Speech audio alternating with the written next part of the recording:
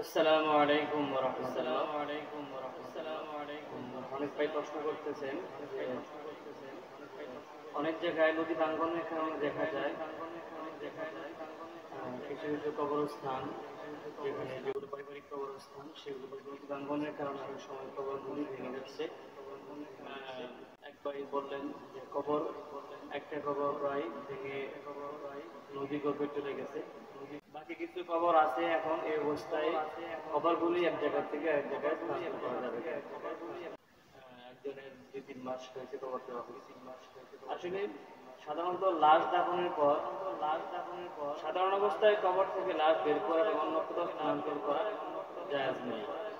কিন্তু যে পরিস্থিতি তৈরি হয়েছে, যদি নদী ভাঙ্গনের কারণে, যেহেতু একটি কবর নদী গর্ভে চলে গেছে এবং কেবল ধারণা হয় নদী ভাঙ্গনের কারণে বাকি কবরগুলো নদী গর্ভে চলে যাবে, তাহলে ওই অবস্থায় বাকি কবরগুলি ঘুরে অন্যান্য লাশের হাড়গুলো সেখান থেকে স্থানান্তর করে অন্যত্র দাফন করা যাবে, এতে কোনো সমস্যা নেই।